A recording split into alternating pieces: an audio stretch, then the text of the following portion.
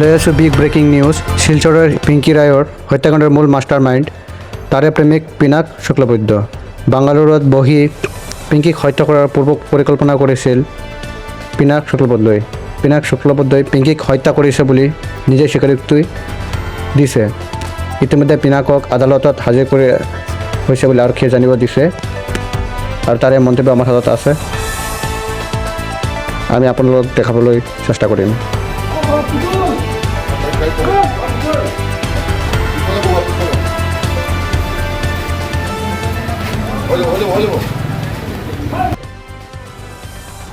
পিংকি ৰয় নামৰ এগৰাকী মহিলা, 19 বছৰীয়া মহিলা, তাই হাইলাকান্দি ৰোডৰ তাই নিৰুদ্দেশ হোৱাৰ এটা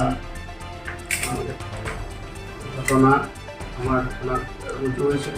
আৰু এই ঘটনাটো ৰুজু হোৱাৰ পিছতে গোটেই বিষয়টো আমি অনুসন্ধান কৰি আছিলোঁ। অনুসন্ধান কালত যোৱা 18 তাৰিখে দুৱাৰবন্দৰ এটা পৰিত্যক্ত নিউলি কনষ্ট্ৰাক্টেড এটা ছাইট আছে ঘৰ, আৰু সেই ঘৰৰ দুমহলীয়া তাৰ ওপৰত এই ছোৱালীগৰাকীৰ মহিলাগৰাকীৰ অৰ্ধগলিত মৃতদেহ পোৱা যায়। গতিকে ইমিডিয়েটলি তাৰ কাৰণে তাৰ যি ব্যৱস্থা আইনী ব্যৱস্থা গ্ৰহণ কৰা হয়, আৰু আইনী ব্যৱস্থাৰ সময়তে তেওঁৰ মাতৃয়ে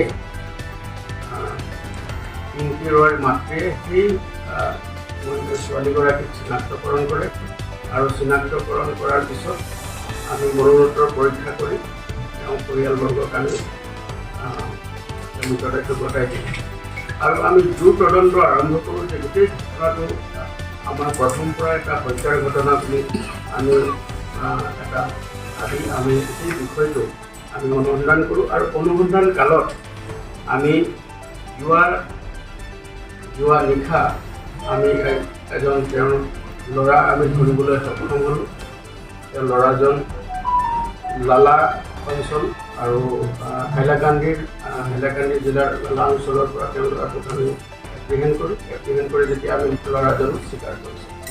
গতিকে গোটেই ঘটনাটোত আমি যেতিয়া অনুসন্ধান কৰিছোঁ, এটা বিষয় আমাৰ ওলাই আহিছে যে এটা ত্ৰিকোণীয়া প্ৰেমৰ চূড়ান্ত পৰিণতি স্বৰূপে এই ছোৱালীগৰাকী দুৰ্ভাগ্যজনকভাৱে হত্যাৰ বলি হ'ব লগা হ'ল। আৰু হত্যাকাৰী হৈছে পিনাক শুক্লবৈদ্য, তেওঁ লালা অঞ্চলৰ হাইলাকান্দি। গতিকে আমি বাকী যি আইনী ব্যৱস্থা আছে সেই ব্যৱস্থা ল'বৰ কাৰণে আমি তৎপৰ হৈ আছোঁ। আৰু আমি বৰ্তমান সময়ত যাতে চূড়ান্ত ৰূপ আমি ইনভেষ্টিগেশ্যনৰ এটা চূড়ান্ত ৰূপ দিব পাৰোঁ অনতিপলমে, আৰু যাতে ইনভেষ্টিগেশ্যনত যাতে কোনো আঁকোৱা নাথাকে তাৰ কাৰণে আমি তৎপৰ হৈ আছোঁ। আৰু আমি ঊৰ্ধ্বতম কৰ্তৃপক্ষৰ লগতো আমি এই সংক্ৰান্তে যোগাযোগ কৰিছোঁ। আৰু অসমৰ মাননীয় DGP মহোদয়ে বাৰম্বাৰ এই ঘটনাটো খবৰ লৈ আছে, আৰু তেওঁ যিজন ইয়াৰ পাৰ্পিট্ৰেটৰ, যিজন এই হত্যাকাৰী, তেওঁৰ বিৰুদ্ধে কঠোৰতম যাতে আইনগত ব্যৱস্থা ল'ব পৰা যায় তাৰ কাৰণে আমাক তেওঁ আদেশ দিছে। আৰু তাৰ কাৰণে আমি অনাৰেবল আদালততো আমি কথা পাতিছোঁ, আৰু সোনকালে এই সংক্ৰান্তে চাৰ্জশ্বিট দি আৰু মহামান্য আদালতৰ ফাৰ্ষ্ট ট্ৰেক্টৰ আদালতত যাতে তাৰ আইনত যাতে ট্ৰায়েল চলে তাৰ ব্যৱস্থা কৰিবৰ কাৰণে আমি তৎপৰ হৈ আছোঁ। গতিকে অতি শীঘ্ৰেই আমি বাকী যিখিনি দিশ আছে অনুসন্ধানৰ সেইখিনি সম্পূৰ্ণ কৰি আমি আদালতৰ চূড়ান্ত প্ৰতিবেদন যিটো অভিযোগ পত্ৰ আমি দাখিল কৰিম, আৰু সেই ল'ৰাজনৰ বিৰুদ্ধে যিজন হত্যাকাৰী আছে তাৰ বিৰুদ্ধে যাতে কঠোৰতম আইনগত ব্যৱস্থা যাতে হয়, আৰু আইনৰ যাতে কোনো ভূমিকা নাথাকে তাৰ কাৰণে আমি তৎপৰ হৈ আছোঁ। ল'ৰাজনৰ লগত ছোৱালীগৰাকীৰ বহুত সংঘাত হৈছে, এইবিলাক লৈ পেলাই সংঘাত হৈছে, আৰু যাক যাৰ কথা লৈ পেলাই সংঘাত হৈছে তেওঁলোকক আমি সোধ কৰিছোঁ। গতিকে তেওঁলোকৰ প্ৰাৰম্ভিক তদন্তত কোনো ধৰণৰ তেওঁলোকৰ বিৰুদ্ধে আমি কোনো এভিডেঞ্চ আমি পোৱা নাই, আৰু কোনো ইনভলভমেণ্ট আমি পোৱা নাই।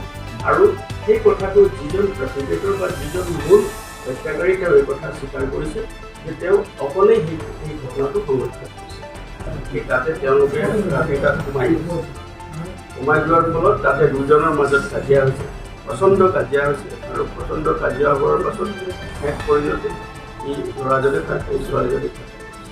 আৰু মেডিকেল ৰিপৰ্টৰ যেতিয়া আমি চিকিৎসকৰ লগত কথা পাতিছোঁ যে প্ৰাৰম্ভিক পৰ্যায়ৰ কোনো ধৰণৰ ডেথ বা এচিড এতিয়ালৈকে এষ্টাব্লিছ হোৱা নাই। আৰু দুজন লোকক আমি কালি ৰাতিয়ে আমি আনি তেওঁলোকক আমি সোধপোছ কৰিছোঁ আৰু সোধপোছ কালত এই কথা প্ৰতীয়মান হৈছে আৰু এই যিটো হত্যাকাণ্ড সংঘটিত হ'ল ইয়াৰ মূল হত্যাকাৰী হৈছে এই পিনাক চক্ৰৱৰ্তী।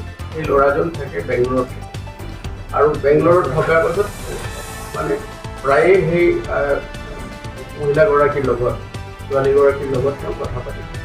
প্ৰেমজনিত তেওঁলোকৰ সম্পৰ্ক বহুদিনীয়া চলি আছে আৰু তেওঁ তাৰ পৰা 13 তাৰিখে আহিছে, আহি 14 তাৰিখে ইয়াত